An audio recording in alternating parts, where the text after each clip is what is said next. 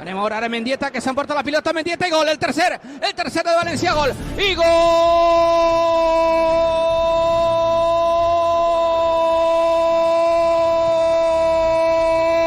de Mendieta. El tercer penal Valencia. Mendieta marca el gol para certificar el pase a la final de Milán en San Siro. Mendieta, gol. Dans l'épisode du jour, les libéraux reviennent sur 2 saisons mythiques qui auront vu le Valence CF d'Hector Cooper et Gaizka Mendieta atteindre la finale de la Ligue des Champions 2 fois consécutivement. On ne peut faire plus football de notre enfance qu'avec ce récit d'un formidable loser qui nous renvoie directement à un football dont nous sommes nostalgiques. Les libéraux. Le podcast qui revient sur le football de notre enfance. Et avec moi dans ce podcast, j'ai Tate. Salut. Tamaz. Bonsoir à tous. Et Yohan. Hola a todos. Hola todo, ¿cómo está? Muy bien, ¿y tú? Muy bien, alhamdoulilah. Ça c'est la Gibraltar, ça. Hein. Bon, alors avant la saison 99-2000, quel est le statut de Valence, Tate, à l'échelle espagnole et européenne? C'est une équipe qui a fait deuxième en 96 avec Luis Aragonès. Bon, c'est pas non plus des foudres de guerre, hein, ils ont rien gagné depuis presque 15 ans. Avec en 79, hein, le dernier titre, il remonte à 79, l'année où Strasbourg est champion de France en plus, c'est pour vous dire.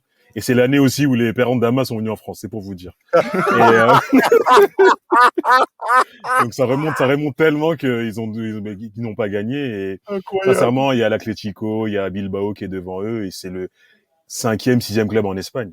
De son côté, le monde du football, hein, Yohan connaît bien Hector Cooper, en tout cas pour les plus assidus d'entre eux, puisque ce coach avait fait de belles choses du côté argentin, mais surtout avec Mallorca de 97 à 99. Exactement, c'est le coach justement de l'équipe finaliste de la Coupe des Coupes face à la Lazio de Rome. Donc Hector Cooper est un coach qui est assez bien connu en Espagne, qui fait des résultats assez intéressants. Il a réussi à révéler pas mal de très bons joueurs.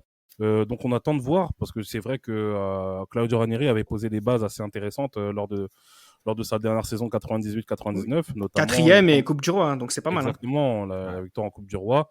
Et il me semble que c'est Claudio Ranieri lui-même qui souhaitait que Hector Cooper justement soit son successeur. Il me semble que c'était ça que j'avais cru comprendre. Donc non, Hector Cooper a une très bonne réputation en Espagne, mais on attend de voir ce que ça va donner avec un club dont le step est supérieur au Real Mallorca. Il fait de bonnes choses, hein, finale de Coupe du Roi qu'il perd contre l'FC Barcelone, qu'il bat en Supercoupe d'Espagne. Il y a la finale perdue en C2 contre la Lazio, où ils finissent 3e, hein, donc c'est vraiment très très très fort. Qui sont les joueurs valenciens que nous connaissons à ce moment-là, Damas, hein? Je rappelle, il y a un seul joueur de Valence en Espagne à la Coupe du Monde 98, c'est Zubizarreta, c'est tout. Hein.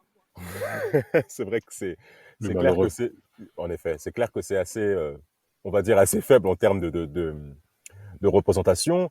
Maintenant, côté valencien, on a forcément en première ligne de compte Gaizka Mendieta qui était déjà présent sous Luis Aragonès et qui va considérer en effet comme l'un de ses grands mentors.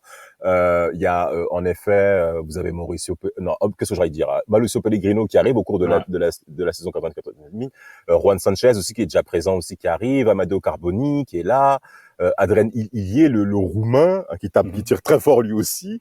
En tout cas, on connaît Jocelyn Angloma et Claudio Lopez surtout. Ça, c'est sûr. Mais sans oublier Claudio Lopez, le pouls qui a été très bon. Aussi joue là-bas déjà. Ouais. Et qui a été très très bon au cours du Mondial 98. Si vous vous souvenez d'ailleurs le match qu'il fait contre les Pays-Bas, qui était vraiment en quart de finale, qui était vraiment très intéressant. Mais en effet, il y a ce pas supplémentaire pour Hector Cooper où on se pose des questions. Est-ce qu'il va pouvoir répondre présent face à une pression institutionnelle et populaire plus élevée que celle de Majorque? Et en effet, le début de saison 99-2000, c'est assez compliqué au niveau de ses bilans. Et d'ailleurs, il va même subir beaucoup de critiques de la part des supporters valenciens qui vont réclamer clairement sa tête et même regretter Claudio Ranieri justement. Oui, d'ailleurs Claudio Ranieri, ce qui est marrant, c'est qu'à chaque fois qu'il y a une nouvelle équipe qui se crée, tu te rends compte qu'il y a toujours Ranieri à la base, hein, que ce soit Chelsea, Monaco, même la Fiorentina, enfin Valence. Ranieri est un très très grand bâtisseur. Bref. Entrons donc d'abord dans le récit que tu as entamé déjà de cette saison 99-2000 Damas. Le club n'est pas spécialement attendu, on l'a dit, et cela se traduit avec 4 défaites de suite dès les premiers matchs, hein, et on est loin de s'imaginer que 20 ans plus tard, il y a des gens en France qui allaient faire un podcast sur une saison mythique. Bon, pour vous dire à quel point on vient de loin. Après un match nul, Juste après ces 4 défaites, Valence bat le Real Madrid. Et là, on entre dans une très belle série, Johan, une seule défaite en 13 matchs. Exactement, une seule défaite en 13 matchs. Il y a surtout cette victoire face à Barcelone Barcelone qui aura énormément de mal justement au Mestalla, on verra ça un petit peu plus tard. Mais oui, Valence justement a réussi à se relever de ces 4 victoires, de ces 4 défaites consécutives d'entrée. Donc on se dit quand même ils reviennent quand même à la 18e journée, ils reviennent à la 5e place. Donc on se dit quand même que c'est quelque chose d'assez intéressant. Et après, ce qu'il faut pas oublier, c'est que cette saison-là, 99-2000, tout le monde perd contre tout le monde et gagne contre tout le monde. Ah oui, on va le voir. Valence justement fait une saison une saison où ils perdent beaucoup, mais ils finissent quand même parmi les 3 premiers. Donc, c'est vraiment une très bonne remise à niveau que fait cette Valence-là, parallèlement à ce qu'ils font également en Ligue des Champions. Le club va finir 3e avec 64 points. Comme le FC Barcelone, à 5 points de la couronne. Alors, on pourrait dire que à cause des 10 défaites de Valence n'a pas pu faire grand-chose, mais le problème, c'est que Depor a perdu 11 fois et le Barça 12 fois. Donc, vous avez le podium, il y a plus de 30 défaites pour les 3 premiers. Incroyable. On dirait la Ligue 1. On dirait les années sombres de la Liga, effectivement. C'est assez fou. Mais par contre, ce qui est intéressant aussi, notamment sur la série de victoires qu'a fait Valence et ensuite par la suite de la compétition, en tout cas si on reste en championnat, on a un excellent Farinos, un excellent Gérard Tate, 2 personnes qui sont lancées par Cooper, surtout Gérard, et Mendieta aussi qui est très fort. Ouais, Mendieta qui était venu à Valence de base pour être le suppléant d'Angloma, sa doublure, et il va se révéler au milieu de terrain. Mais Johan a oublié, il parle de la victoire de Valence au Mestalla, mais il oublie aussi la défaite du Real en la 6e journée 2-3. Il oublie surtout ça. Non, j'ai pas entendu. Donc je taxe Johan d'avoir une mémoire. T'écoutes que ce que tu veux, c'est ça ton problème. T'as une mémoire un peu sélective, Johan. Je me rappelle de ce match-là, blague à part, je me rappelle de ce match-là. On est mené 3-0, mais vraiment d'une manière lamentable, ce Real Madrid-là. Fin de saison 99, fin d'année 99. Il est horrible. Il est horrible entre les problèmes qu'il y a avec Anelka, etc. C'était vraiment très, très, très difficile d'être supporter du Real à cette époque. Exact. En parallèle, le club est éliminé dès leur premier tour de coupe. On va s'intéresser à leur parcours en Ligue des Champions. Mais juste avant, comment tu dirais que cette équipe joue, Damas ? Cette équipe, déjà de 1, il faudrait, avant de parler de comment joue cette équipe, il faudrait quand même parler un peu de l'ambiance du vestiaire, que Gaisca Mendieta va souvent mettre en évidence, comme quoi c'était véritablement une famille. Ils se voyaient tous comme étant des stars, vraiment une très très bonne ambiance entre les joueurs. Mais c'est le rapport plutôt avec Hector Cooper qui est assez difficile, parce que Cooper met plutôt en avant une équipe très rugueuse, assez défensive, les principes, la solidarité. Et quand on a affaire à des joueurs et même à des supporters qui demandent une certaine fantaisie, notamment dans les 30 derniers mètres où il y a besoin en effet d'exprimer une certaine qualité technique, notamment en Espagne, pour une équipe telle que Valence, il y aura déjà des raccros, notamment avec Claudio Lopez, où il va faire une semaine avec l'équipe B, justement, il va couper carrément une semaine. Ça va être assez marquant par rapport à son leadership, franchement. Et comment cette équipe-là évolue, on a affaire à 2 pointes majeures, Claudio Lopez et Angulo, qui vont vraiment en plus se faire voir, en Ligue des Champions. Et Kili Gonzalez, mais quelle puissance, c'est vraiment incroyable le démarrage qu'a ce monsieur. Mais vraiment, mais les courses que fait ce joueur sont vraiment épatantes. De toute manière, on va le voir quand on va bien rentrer dans le vif du sujet. Donc, on a affaire à un 4-4-2 avec Gaisca Mendieta qui joue concrètement le rôle majeur en effet au niveau offensif et qui va même se voir au travers de ses prestations où je crois qu'il va marquer plus de 10 buts en Liga, je crois. Je crois que c'est c'est 13 buts en Liga pour la saison 99-2000. C'est trop. Alors, on va s'intéresser. C'est énorme. Non, c'est vraiment énorme. Et je pense que la saison d'après, il est encore plus fort. On aura l'occasion de le détailler. Alors, il se qualifie en phase de groupe après avoir battu Hapoel Haïfa 2-0 aller-retour. Je parle de la Ligue des Champions. Il se retrouve dans le groupe F, celui du Bayern, des Rangers et du PSV. C'est Claudio Lopez surtout qui est exceptionnel sur ce premier groupe. Tate, si tu as des souvenirs. Ouais, il marque énormément. En plus, Valence, à cette époque-là, il s'était taxé de pas avoir un vrai buteur. Mais c'est Claudio Lopez qui va vraiment, il va marquer pratiquement à tous les matchs. 4 buts en 6 matchs. C'est énorme. C'est énorme. Ils perdent pas contre le Bayern, qui est l'une des meilleures équipes en Europe. Et ils finissent premier du groupe. Je sais pas si on se rend compte, invaincu, premier du groupe. Mais son but de Claudio Lopez face au PSV, il est magnifique. C'est pas vous souvenez. La balle vient derrière lui, il arrive, il contrôle même pas. Boum, pied gauche, il a le gardien de but. Mais quel but! Quel but! Et Van Nistelrooy qui joue encore au PSV Eindhoven qui égalisera sur penalty. Sur penalty. Avec Eric Gerrits au coaching côté PSV. C'est ça. Ah là là, Eric Gerrits. Et ils vont finir, donc, comme vous le disiez, premier avec 3 victoires et 3 matchs nuls. Ils passent donc dans la seconde phase de groupe, cette fois-ci avec Manchester United, Fiorentina et Bordeaux. Bordeaux. Bah justement, Bordeaux, Damas, ils peuvent leur dire merci, les Valenciens. Oh là là, 3-0, 3-0, Damas, s'il 1 te plaît. plus à 4, c'est Damas, énorme. Damas, s'il 7 te buts plaît. encaissés. Vas-y, Damas, vas-y, s'il te plaît, dis-moi. parle des médias français Oui. avant la première confrontation. Merci. Oui, Merci. Sport FM et tout, bien sûr, faut le Mais dire. d'où mes rires, Il mais faut le justement. dire, comme dirait Mais- Damas, il faut le Enfin, dire. Bien sûr, Il Tate, faut le mec. mentionner, il faut le préciser. Bordeaux, champion de France 99. On en a fait même un podcast, messieurs, souvenez-vous, avec mes Marseillais qui vont en effet s'incliner. Et quand ils rentrent en Ligue des Champions, et ils passent le premier tour, on s'attend à ce que Bordeaux puisse répondre présent au travers de cette poule. Et comment ils ont considéré Valence? Mais comme, Incroyable. on dirait c'est l'équipe de Roumanie qui vient du premier tour de l'LDC qui commence au mois de juillet, frère. On dirait Qu'est-ce Valence que de la Drôme, on dirait. Mais t'as vu? La province. La province. Pôle La province. emploi. Oh là là. Non, à les acédiques, s'il te plaît, à l'époque. Ouais, c'est pas Replaçons le pareil. contexte, replaçons le contexte. s'il te plaît. NPE, La Chirac NPE. vient de l'écrire. Exactement. Les Voilà. 35 heures, Martine Aubry. Et Valence était vraiment considérée comme une équipe moyenne et surtout largement abordable pour les Bordelais. Mais le problème, c'est que quand on coupe championnat de France et Ligue des Champions, ça demande un certain niveau que Bordeaux n'avait pas, notamment pour cette deuxième phase de qualification. Et en effet, mais Valence va leur marcher dessus. Avec Farinos qui va marquer un but, Androuili et Kili Gonzalez qui vont clairement se mettre en évidence dès le premier match. À Mestalla qui sera pour moi une forteresse très difficile. Vraiment imprenable. Très difficile. Et donc, Et ils Bordeaux finissent de va- justesse deuxième avec un meilleur goal-average et grâce à leur victoire contre Bordeaux. Et ils surpassent la Fiorentina. La Fiorentina aussi qui avait une belle équipe avec cette doublette Batistuta, Pedrag, Mijatovic. Mijatovic, Voilà. ouais. C'est une autre époque quand même. Hein. C'est assez fou. Costa en 10. Non, c'est vraiment une autre époque. C'est incroyable. Alors, donc, ils arrivent à passer donc en quart de finale. Autre époque aussi. Ça va être un match de notre enfance. C'est le Valence-Lazio, Tate, avec un Valence qui gagne 5-2 et qui perd au retour 1-0. Qu'est-ce que tu penses de cette double confrontation? Alors moi, franchement les gars, je sais pas vous, mais à l'époque, j'ai été sur le cul. J'ai déjà plusieurs fois dans ce podcast dit que la Lazio à l'époque, pour moi, c'était une épouvantail. Surtout que moi qui étais Marseillais, ils ont mis 5-1 à Marseille. Pour moi, c'était la Lazio, ils allaient frapper Valence, illico presto. Et là, je vois quoi? Je vois 5-2. Mais en plus, Ils allaient, le pire, justement, c'est que- tu disais, ils allaient les frapper 5-2.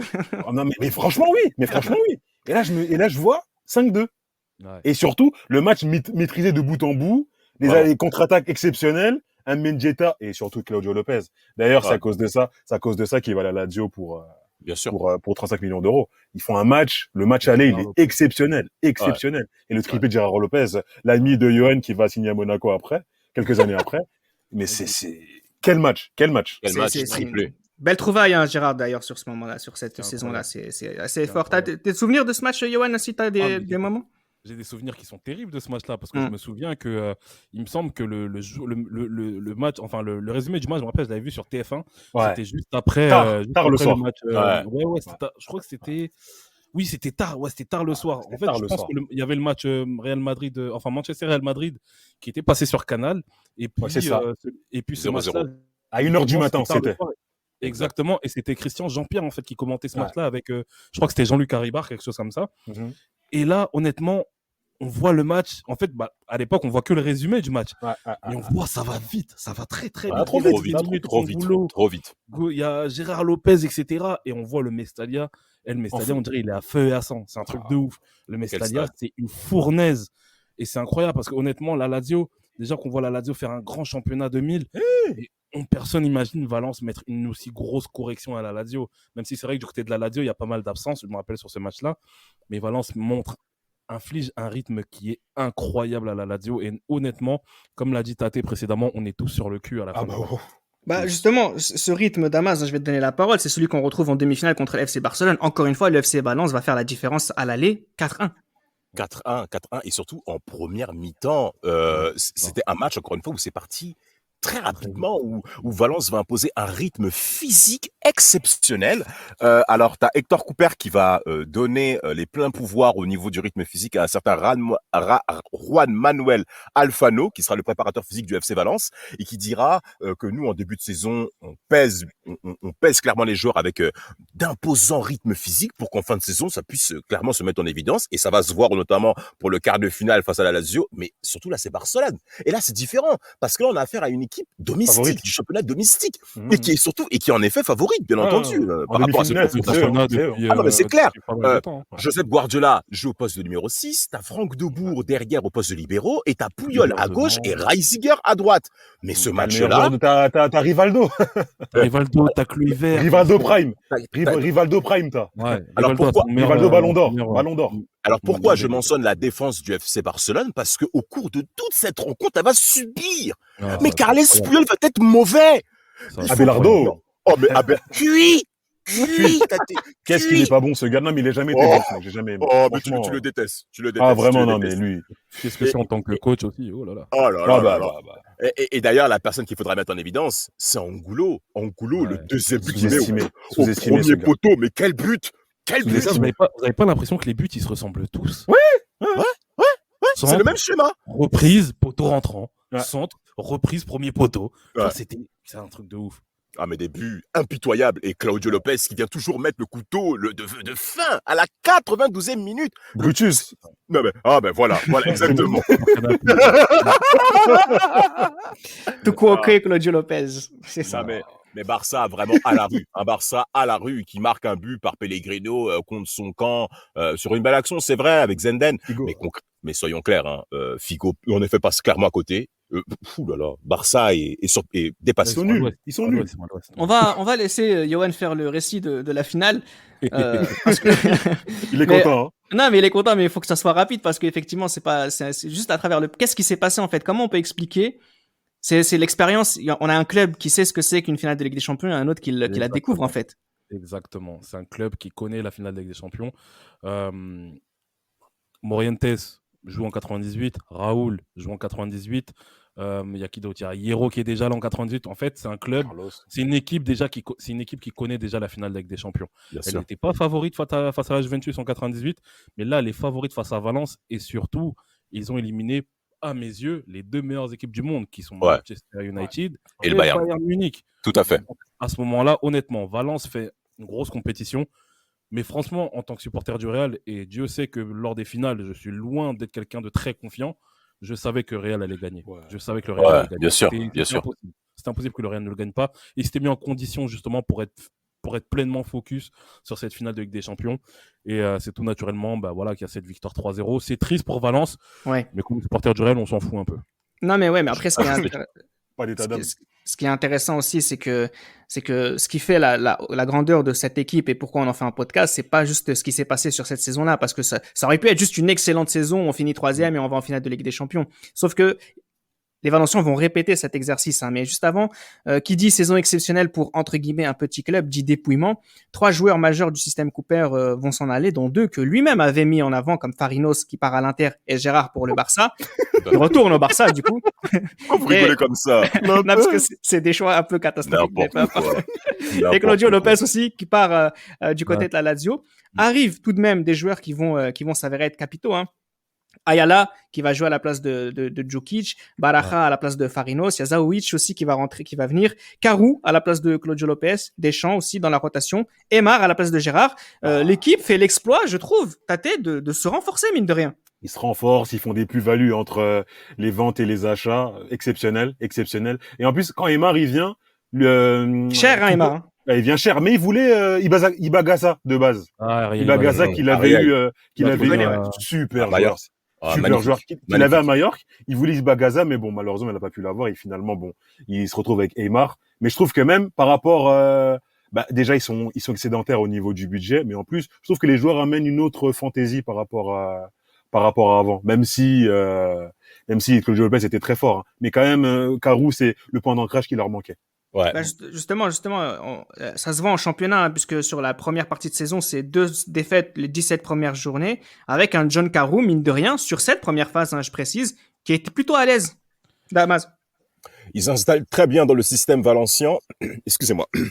Ils s'installent extrêmement bien dans le système valencien et même au-delà de ça, c'est qu'on a affaire à une équipe de Valence qui est très performante en championnat, très régulière aussi, avec pas mal de très très bons résultats. Bon, alors malheureusement, ce qui manque à Valence, et même on rentrera bien dans le vif du sujet, ce sont les défaites face aux gros Espagnols. Valence s'est incliné contre tous les gros Espagnols de cette saison 2000-2001. Et concrètement, ça fait mal quand on fait le bilan à la fin. Alors après, par rapport à Carou, en effet, il finit avec 14 buts au cours de cette saison, ce qui est vraiment très intéressant. Les 3 tiers, il les marque sur la première phase du championnat. Mais attention, excusez-moi les gars, Damas, je t'interromps rapidement. John Carou, à l'époque, quand il signe, c'est l'un des plus grands espoirs du football européen. Hein. Ah oui. Rosenborg, bien sûr, venant de Rosenborg, absolument. Oui. Absolument. Donc c'était en effet un très très gros transfert. Et maintenant, bon, moi, ce qui me dérange par rapport à cette saison valencienne, notamment en championnat, c'est vraiment le mois de janvier, le début 21, le début 2001, pardon. Il est très très très très compliqué. Il est vraiment catastrophique. C'est pour ça que j'ai voulu insister sur la première phase, parce qu'il y a vraiment 2 saisons en fait. Il y a la première où tu as John Carou qui est à l'aise, il y a Mendieta aussi qui n'a jamais semblé être aussi fort, il vole sur cette première partie de saison. Et puis sur la phase retour, Valence s'effondre, elle enchaîne parfois des séquences de 3 défaites, notamment sur ce mois de janvier 2001 que tu disais, Damas. 9 défaites dans l'ensemble du championnat sur la 2001. Il se passe quoi en fait concrètement, Johan? C'est que c'est difficile de jouer sur les 2 tableaux, sur tous ces tableaux-là? C'est ça qui se passe. Ouais, c'est difficile de jouer sur les 2 tableaux. Ce qu'il faut pas oublier, c'est que Valence aussi fait une Ligue des Champions qui est excellente. Une Ligue des Champions, que ce soit un premier ou un deuxième tour, qui est excellent. Donc, je pense que c'est difficile de jouer sur les deux tableaux. Mais il y a de la déception par rapport à certains joueurs qui étaient clés l'année dernière et qui, cette saison, ne sont pas bons. Moi, je pense notamment à Adrien Hillier, qui fait pas une très bonne saison. Non. Après, voilà, il y a Kili Gonzalez, qui est pas trop le Kili Gonzalez de l'année de la saison 2099-2000. Donc il y a pas mal de joueurs qui sont décevants cette saison, qui sont décevants par rapport à l'année dernière. Mais concrètement, ça reste quand même positif quand on voit la première partie de saison, mais la deuxième partie de saison, c'est une dégringolade. On voit déjà à partir du moment qu'on perd 3 matchs de suite contre 3 prétendants au titre, on sent déjà que c'est compliqué. On sent que c'est compliqué. Et puis après, il y aura un focus, je pense, parce qu'on voit aussi à la fin de saison, ça s'écroule totalement. Il y aura un focus qui sera beaucoup plus aigu sur la Ligue des Champions parce qu'ils savent que cette saison, ils peuvent le faire. Ils le savent. Bah justement, on va s'intéresser à cette Ligue des Champions. Alors, juste petite parenthèse, ils sont éliminés dès le 32e de finale de la Coupe du Roi. C'est anecdotique, mais c'est pour rappeler aussi que peut-être que cette équipe manque aussi de profondeur dans son effectif. Alors, ils se qualifient pour la phase de groupe en éliminant les Autrichiens du Tyrol Innsbruck et se retrouvent donc dans un groupe qui est abordable avec Lyon, Heerenveen et l'Olympiakos. Ils assument leur statut de favori et finissent premier. Tate. C'est quand même pas mal aussi de réussir à assumer pleinement ce statut. Complètement. Et là, cette fois-ci, les Français savent c'est qui Valence. Et aller-retour, il y a Zahovic passe par là, Juan Sanchez, Barara, et là. Barara, très excellent aussi. Hein. Ouais, super joueur. C'est là qu'il se révèle, Barara. Ouais, et là, tout le monde au lit, et tout le monde va dormir. Hein. Là, ils arrivent, ils arrivent avec 12 points déjà, les 4 premiers matchs. Et pour gérer les 2 derniers matchs, et ils assument leur statut de favori, et c'est là que à partir de la deuxième phase, ils sont tout simplement ils deviennent dans les têtes de série, tout simplement. Alors justement, ils finissent premier, deuxième phase de groupe avec Manchester United encore, Panathinaikos et les locataires du Arnold Schwarzenegger Stadion. Et ils perdent pas contre. Avant que Damas parle du stade Arnold Schwarzenegger, ils perdent pas contre. Et ils perdent. Je rigole tous. Arnold Schwarzenegger Stadion. Ah, je suis cuit. Excusez-nous. Ah, mais c'est comme si Kofi ou Papa Wema avait son stade de Kinshasa. Oh merde alors. Non, c'est comme si le stade d'Anderlecht c'était le stade Jean-Claude Van Damme. Oui. Bien sûr. Le Mopao Stadium de Kinshasa. Ça aurait été exceptionnel. Le Papa Wemba Arena. Qui ne serait pas y allé d'ailleurs en parlant de ça? Qui ne serait pas allé? Franchement. On continue, frère. Tu vois justement, si les Valenciens pouvaient dire merci à Bordeaux la saison d'avant, cette année, ils peuvent dire merci aux Autrichiens, Damas. C'est grâce à eux surtout qu'ils ont pu se qualifier pour la suite. Quelle victoire, une victoire éclatante, 0-5 en terre autrichienne qui a été clairement marquante, sans oublier également le match nul à Old Trafford, avec, je crois que c'est Sylvestre. Ah, ils perdent pas, c'est Ils Brown perdent qui pas marque contre son camp. Non, c'est 2 matchs nuls contre Manchester United.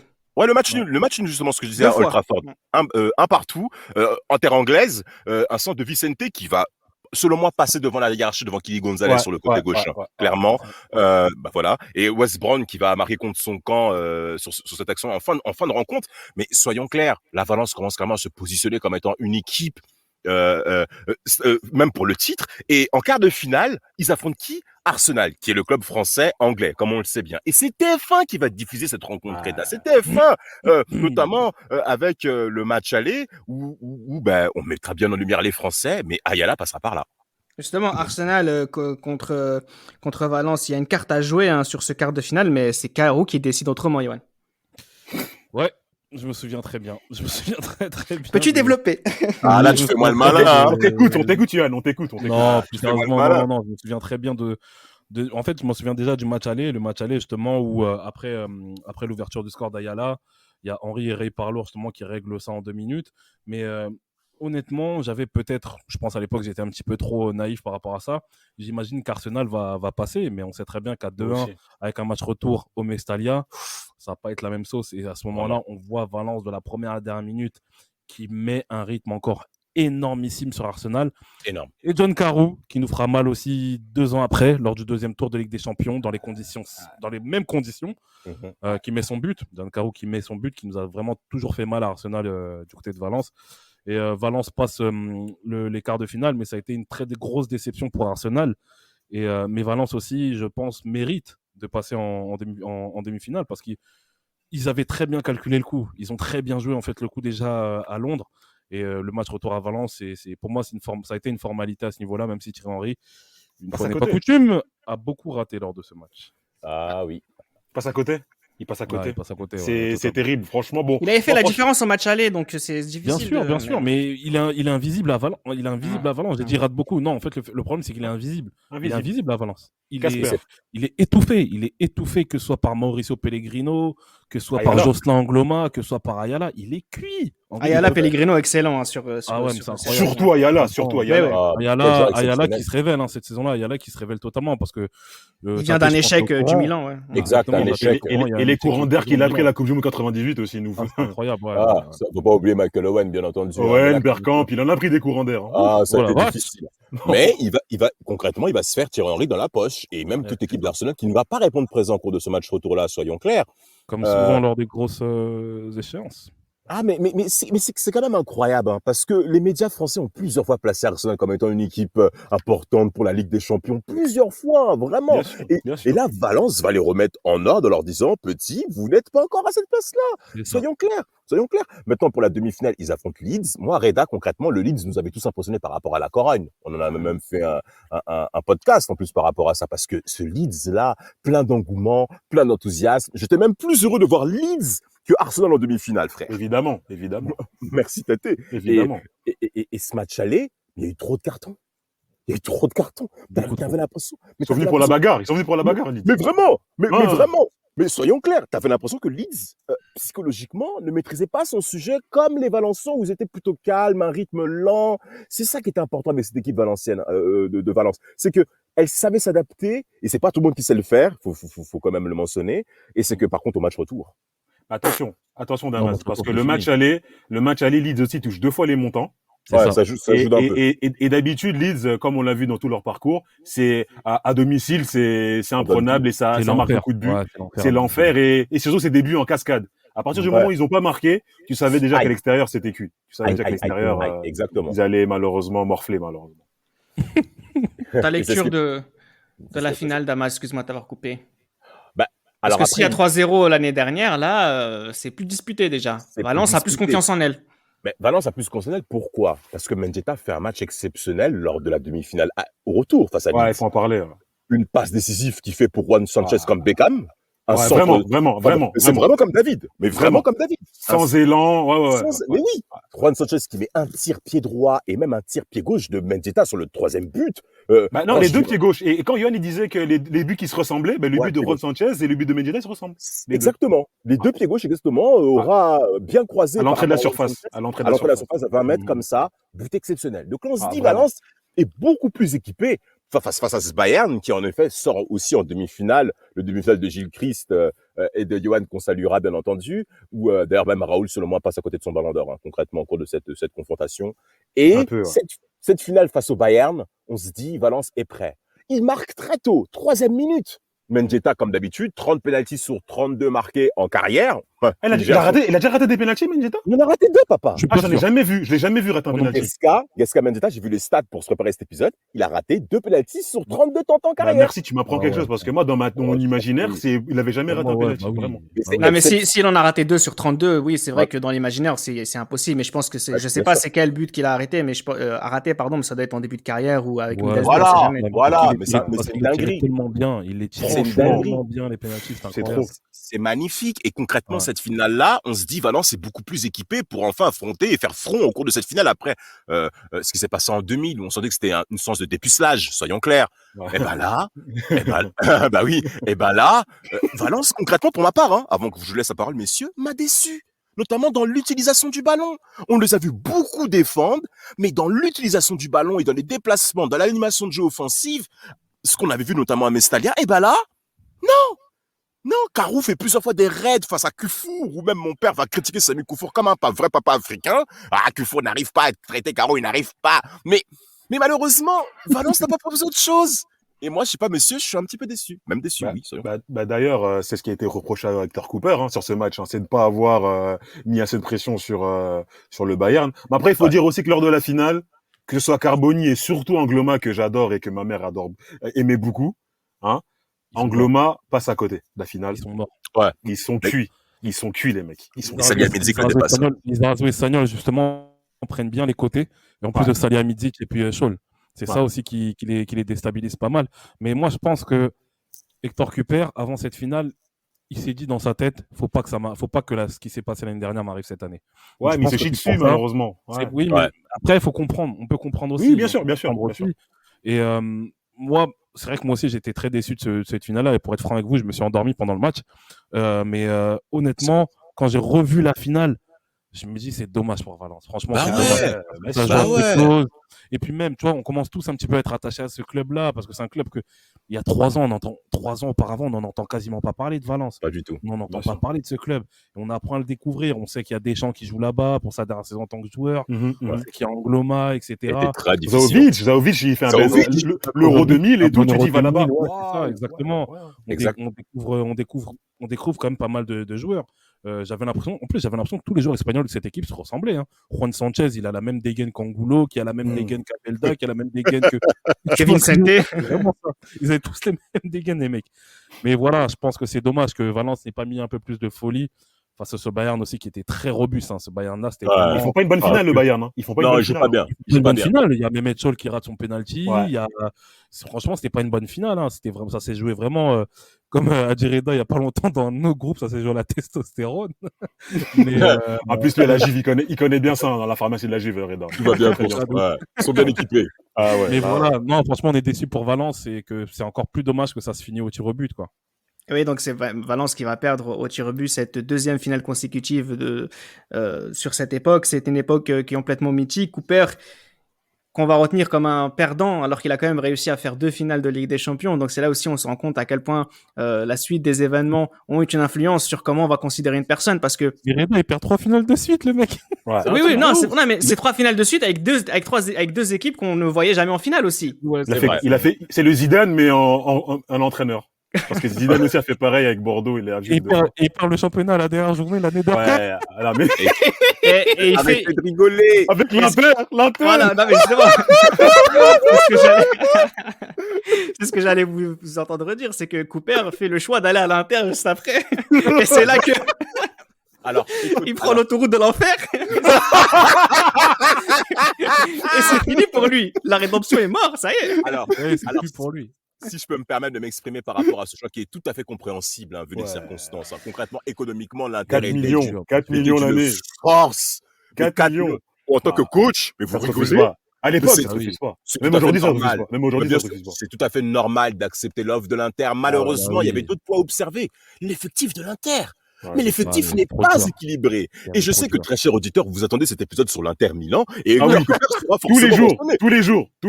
Il arrivera, évidemment. Mais pour terminer par rapport à ça, Oui, Johan, tu voulais... Non, vas-y. Merci, papa. Juste pour terminer par rapport à ça, cette saison de Valence, cette fin de saison de Valence est extrêmement difficile, notamment en championnat, avec cette 38e journée exceptionnelle pour une bataille en Ligue des Champions. Messieurs, il faut un petit point là-dessus quand même. Parce que Rivaldo... Victor, Borba, Ferreira, Rivaldo. Oh putain de merde. Il met un but d'Olivier Tom. C'est un but de dessin animé. C'est trop. Mais même le match, il est lourd. Hein. C'est trop. Mais le match, c'est une folie. C'est quoi, c'est le genre... Tout mon sopalin, il est parti ce jour-là. Parce que t'étais enrhumé, évidemment. Évidemment. J'avais le Covid. Non, mais ce qui était intéressant, c'est que c'est le genre de match qui remet Valence à sa place, en fait. Exact.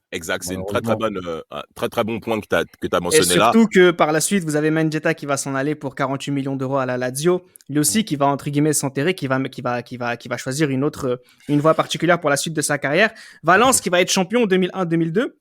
On en a parlé dans un podcast quand on avait fait le focus sur le Valence de Rafa Benitez pour dire à quel point cette équipe était importante et que le groupe était fort. Que dira Kili Gonzalez quand on lui expliquera l'importance de Rafael Benitez dans leur titre, Johan?